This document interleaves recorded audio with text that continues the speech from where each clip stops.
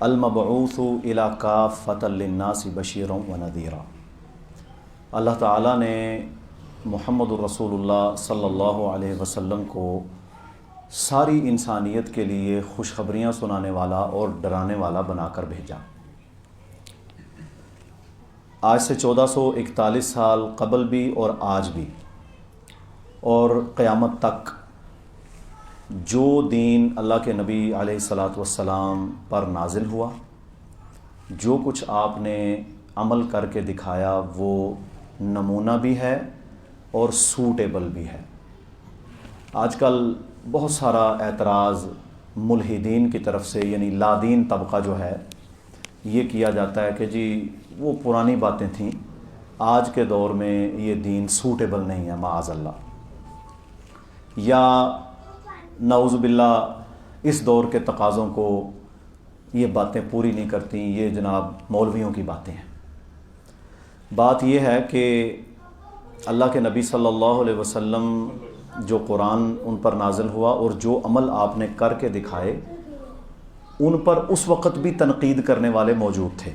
یہ نہیں کہ اس وقت نہیں تھے، بڑے بڑے شاعر، بڑے بڑے لوگ وہاں آپ صلی اللہ علیہ وسلم کا امتحان لینے کے لیے آئے، یہودی آئے، عیسائی آئے، لیکن کسی کو بھی کامیابی نہ ملی۔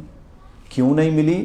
کیونکہ اللہ تعالیٰ نے بالکل دو ٹوک الفاظ میں سورہ النجم میں یہ ارشاد فرما دیا تھا، ما ینطق عن الہوا، لوگوں سن لو میرا نبی اپنی خواہش سے بولتا ہی نہیں۔ ہوا کہتے ہیں اپنی خواہش سے، میرا نبی اپنی خواہش سے نہیں بولتا، ان ہوا الا وحی یوحا، جو وحی اللہ کی طرف سے انہیں آتی ہے وہ اس کے مطابق آگے آپ کو بتا دیتے ہیں۔ ٹھیک ہے جی۔ اور پھر آپ صلی اللہ علیہ وسلم نے جتنی بھی چیزیں بتائی ہیں، آج تک قرآن ہو یا رسول اللہ صلی اللہ علیہ وسلم کی صحیح حدیث ہو، اسے کوئی سائنٹیفک لیول پر بھی غلط ثابت نہیں کر سکا۔ میں خود ڈاکٹر ہوں، نیوٹریشنسٹ ہوں، سب دنیا کی یونیورسٹیوں میں پڑھا، لیکن آج تک ہم نے کوئی چیز ایسی نہیں دیکھی جو صحیح بھی ہو اور آپ صلی اللہ علیہ وسلم نے اس پر عمل کیا ہو اور کوئی کہے کہ جی یہ غلط ہے۔ میرا دماغ، آپ کا دماغ، کہنے والے کا دماغ، سائنسدان کا دماغ اس وقت اپنی ریسرچ کے مطابق پری میچور ہو سکتا ہے، کچا ہو سکتا ہے، لیکن آپ صلی اللہ علیہ وسلم کی بات غلط نہیں ہو سکتی۔ یہ اٹل ہے۔ ایک تو ہے ایمانی بات، ایک ہے باقاعدہ سائنٹیفکلی پروون، جو کہ دماغ بھی مانے۔ اب دیکھیں نا، ڈاکٹر ریچرڈ، ایک امریکن سرجن پروفیسر، اس نے کسی شخص کو وضو کرتے ہوئے دیکھا، اس نے کسی شخص کو وضو کرتے ہوئے دیکھا، مسلمان ہر جگہ پہ وضو کرتے ہیں، تو اس نے اس سے پوچھا یہ کیا کر رہے ہو؟ وہ کہتا ہے میں وضو کر رہا ہوں۔ تو اس نے کہا یہ تمہیں کس نے بتایا؟ اس نے کہا جی ہمیں تو اللہ کے نبی صلی اللہ علیہ وسلم نے بتایا ہے، اور یہ ہم ابلوشن کرتے ہیں نماز پڑھنے کے لیے۔ اس نے کہا مجھے اس بندے کی ہسٹری مل سکتی ہے؟ تو انہوں نے بخاری، مسلم، حدیث کی کتابیں، آپ صلی اللہ علیہ وسلم کی سیرت پر جو کچھ بیچارے کو پتہ تھا اس نے بتا دیا۔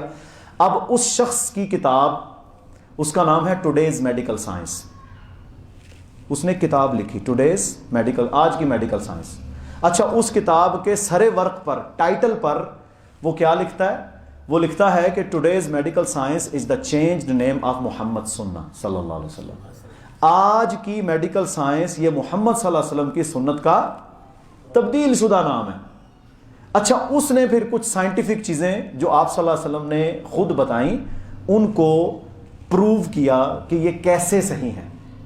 مثلا اس نے ایک بات صحیح بخاری کی حدیث کو لکھ کر نقل کی، وہ کہتا ہے لوگ کہتے ہیں ہمیں نیند نہیں آتی، ہڑبڑا جاتے ہیں، نیند نہیں صحیح طریقے سے آتی، اور جناب رات کو بے خوابی، پسینے آ گئے جی، ڈر گیا جی، مجھ پر بوجھ پڑ گیا جی، لگ رہا ہے کہ میری گردن کو کسی نے دبوچ لیا، کوئی میرے سینے پہ آ کے بیٹھ گیا، ہوتی ہے نا ایسی کیفیت۔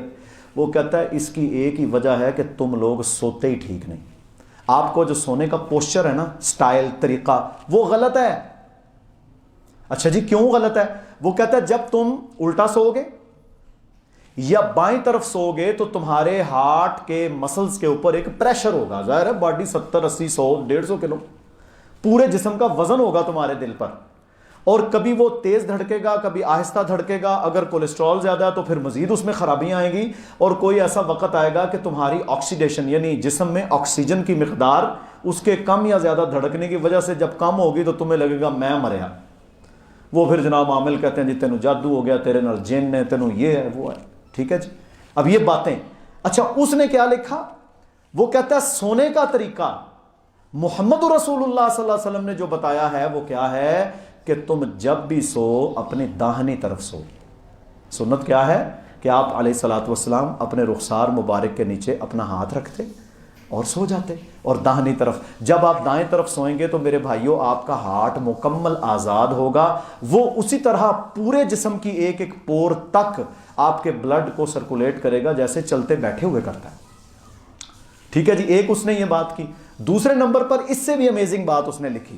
میں یہ بک جب مجھے پتا چلا تو 2003 کی بات ہے, میں اس بک کو ڈھونڈنے کے, میں انگلینڈ میں تھا تو میں ڈھونڈنے کے لیے نکل پڑا.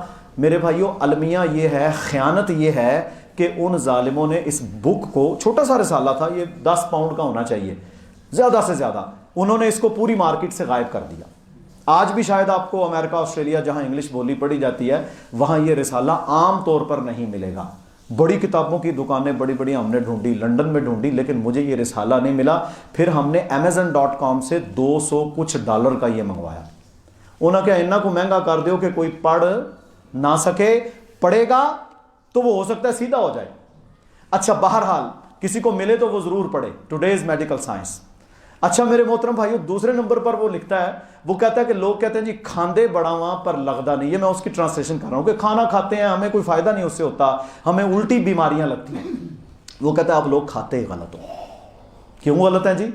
وہ کہتا ہے کھاتے اس لیے غلط ہو کہ تم لوگ اپنے ہاتھوں سے نہیں کھاتے.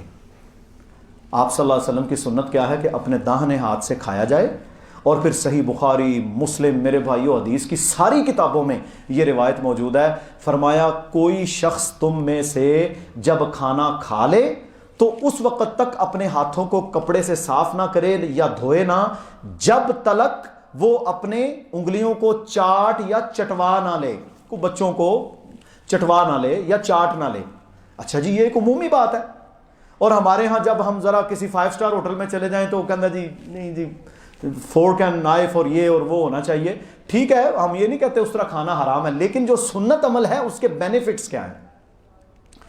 ٹھیک ہے جی, بینیفٹس یہ ہیں. وہ کہتا ہے کہ میں نے یہ پڑھا تو میں نے اپنے ہاتھوں سے مثلا جو بھی میرے پاس کھانا تھا میں اس کو کھایا, وہ شوربے کے اندر اس سوپ کے اندر وہ ڈبے میں نے اس کو کھایا اچھے طریقے سے دھونا. تو ویسے ہی رسول اللہ صلی اللہ علیہ وسلم کا عمل ہے. آج کرونا نے ویسے ہی جی 20 سیکنڈ کریں اور ایسے کریں, جب ہم وضو کرتے ہیں جب اپنے ہاتھوں کو دھوتے ہیں تو ہم ویسے ہی الحمدللہ پیوریفائڈ ہو جاتے ہیں اللہ کے فضل و احسان کے ساتھ. تو میرے بھائیوں اس نے ہاتھوں سے کھانا کھایا, اور ہاتھوں سے کھانا کھانے کے بعد وہ کہتا ہے کہ میں نے کہا دیکھوں تو صحیح کہ اسلام کے نبی یہ کہتے ہیں کہ ہاتھوں سے کھانا کھاؤ, اس کے سائنٹیفک پہلو کیا ہیں. ہمیں ضرورت نہیں ہے اس کی, الحمدللہ ہمیں ایمان ہے جو اللہ کے نبی نے بات کی ہے وہ سچ ہے, لیکن عقل انسان کو اللہ نے کچھ سوچنے کی ہمت دی ہے.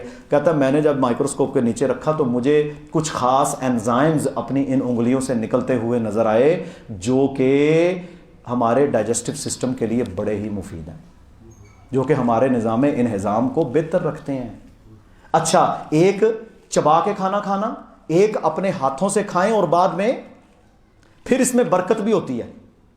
تیسرے نمبر کے اوپر وہ شخص لکھتا ہے کہ تم لوگ کہتے ہو کہ ہمیں یہ جو ہم نے سوپ پیا ہے یا یہ جو ہم نے شوربہ یا سالن کھایا ہے اس کے بینیفٹس نہیں ملتے. وہ کہتا ہے بینیفٹس اس لیے نہیں ملتے کہ جتنے بھی منرلز ہوتے ہیں نا, آئرن ہے, زنک ہے, دیگر ہے, کاپر ہے, مینگنیز ہے, یہ سارے منرل کچھ وزن رکھتے ہیں. چاہے جتنا بھی وہ پتلا ہو لیکن اس کا ایک شوربے کے اندر, سالن کے اندر, ہانڈی کے اندر ایک وزن ہے, اور ہمیشہ وہ نیچے بیٹھ جائیں گے. وہ کہتا ہے ہم اوپر سے کھا کے باقی چھوڑ دیتے ہیں. رسول اللہ صلی اللہ علیہ وسلم نے فرمایا اپنے برتن کو اچھے طریقے سے صاف کرو, ایسا صاف کرو کہ اسے لگے نہ کہ اسے دھونا چاہیے. ایک تو اس سنت پر ہمیں عمل کرنا چاہیے. پھر اس نے یہ کہا کہ جو مرد کی سکن ہے اس کے لیے وائٹامن ڈی اور دھوپ کا ایکسپوجر, دھوپ میں نکلنا, یہ اتنا نقصان دہ نہیں ہے جتنا عورت کی جلد کو ہے. اور یہ فیکٹ ہے, یہ ہم بھی جانتے ہیں کہ عورتوں کی جلد پر دھوپ اور موسم کے بنسبت زیادہ اثرات ہوتے ہیں مردوں کی نسبت. وہ کہتا ہے جی ornaments, کریمیں, سن بلاک, فلان ڈھماک یوز کرو. وہ کہتا ہے جب رسول اللہ صلی اللہ علیہ وسلم نے عورت کو حجاب اور پردے کا حکم دے دیا تو تمہیں باقی چیزوں کی ضرورت ہی نہیں ہے. جب عورت پردہ کر کے پوری کور ہو کے گھر سے نکلے گی تو کون سی وہ سن ریز یا یو وی اے ریزز ہیں جو اس کو برباد کریں گی؟ جو اس کے دینی بینیفٹس ہیں وہ الگ ہیں. وہ کہتا ہے پردہ کرے عورت, اپنے آپ کو چھپا کے رکھے. وہ بہت سارے بڑے بجٹ سے, اس نے تو اپنے ذہن سے سوچا نا, وہ کریموں اور دانوں کے لیے اور یہ اور چھائیاں اور ملازمہ اور کلازمہ اس سے بچ جائے گی. وجہ کیا ہے کہ وہ اپنے آپ کو گرد و غبار سے, دھوپ سے پروٹیکٹ کر کے رکھے گی. تو میرے بھائیوں اس قسم کے بہت سارے بینیفٹس ہیں جو کہ اللہ تعالیٰ نے اسلام پر عمل کرنے کے ہمارے لیے رکھے ہیں. اب دیکھیں نا, ہم ہجامہ کرتے ہیں تو ہجامہ کیونکہ میری اسپیشلائزیشن ہے, اس پہ ہم نے الحمدللہ بڑے لیول تک پڑھا ہے. بہت عرصہ, تقریباً 18-19 سال ہو گئے اس کو کرتے کراتے, لوگوں کو پڑھاتے سمجھاتے. میرے محترم بھائیوں, میں ایک بیماری کا نام لیتا ہوں, اس کا نام ہے مائیگرین, آدھے سر کا درد. آدھے سر کے درد کا کوئی علاج میڈیکل سائنس میں نہیں ہے. جائیں کسی بھی ڈاکٹر سے پوچھ لیں, کوئی بڑے سے بڑا ڈاکٹر اسے کہے جی ادھے سر درد, وہ کہے گا یہ ٹیکا لگا لیں, یہ گولی کھا لیں, وقتی آرام ہے. الحمدللہ میرے رب نے اس ہجامہ کے اندر آدھے سر کے درد کا مکمل علاج رکھا ہے بغیر میڈیسن کے. صحیح بخاری میں باب الحجامہ ہے, اس کے اندر ایک باب ہے الحجامۃ فی الشقیقہ, درد شقیقہ اسے کہتے ہیں. درد شقیقہ میں ہجامہ کا بیان. حضرت عبداللہ بن عباس کہتے ہیں میں نے دیکھا کہ رسول اللہ صلی اللہ علیہ وسلم نے اپنے سر کے اوپر ہجامہ کروایا جب آپ کو سر درد تھا, آدھے سر کا درد. تو مائیگرین میں علاج اگر ہے تو وہ ہجامہ ہے. امت نے اس کو چھوڑا.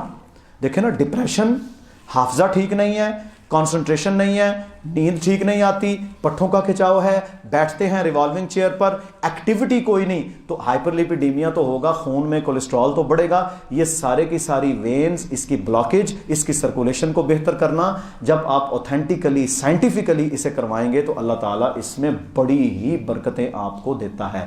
ایک اس کا علاج, اور دوسرے نمبر پر میرے بھائیو شیٹکا پین, عرق النساء, دیکھا یہاں درد ہو جاتی ہے, اس میں الٹیمیٹ کیا ہوتا ہے, ڈاکٹر ہفتہ 2 ہفتے آپ کو دوائی دے گا اور آخر میں کہے گا جی سرجری کروائیں. کیا کروائیں؟ Spinal surgery. اسپائن کی سرجری یہ کوئی چھوٹی چیز نہیں ہے. جب آپ کی اسپائن یعنی ریڑھ کی ہڈی کی سرجری آپریشن ہو گیا تو اس کے بعد ری آپریٹ بھی وہ نہیں ہوتا عمومی طور پر. اگر ہو بھی جائے تو کمپلیکیشنز بنتی ہیں. میرے بھائیوں, ہم نے پچھلے 17-18 سال میں ہزاروں کی تعداد میں وہ لوگ جو شیٹکا پین, مرد اور عورتیں جن کو تھی, وہ چل نہیں سکتے, اور اللہ تعالیٰ نے سنت کی وجہ سے انہیں مکمل آرام دے دیا بغیر کسی دوائی کے کھائے ہوئے. تو یہ نہیں, ان برکتوں سے ہم نے فیض حاصل نہیں کرنا. کیا یہ اللہ کے نبی صلی اللہ علیہ وسلم کا دین نہیں ہے؟ اب آپ دیکھیں کہ ہارورڈ کے اندر, آکسفورڈ کے اندر, کیمبرج کے اندر, ہولسٹک سٹڈیز کے اندر باقاعدہ کپنگ تھراپی کو ایز اے چائنیز میڈیسن پڑھایا جا رہا ہے. کیونکہ چائنا والے بہت زیادہ کرتے ہیں, ویٹ بھی کرتے ہیں اور وہ مساج کے لیے بھی کرتے ہیں. لیکن ہم نے اس سنت کو اپنے میڈیکل کالجز کے اندر ترویج نہیں دی.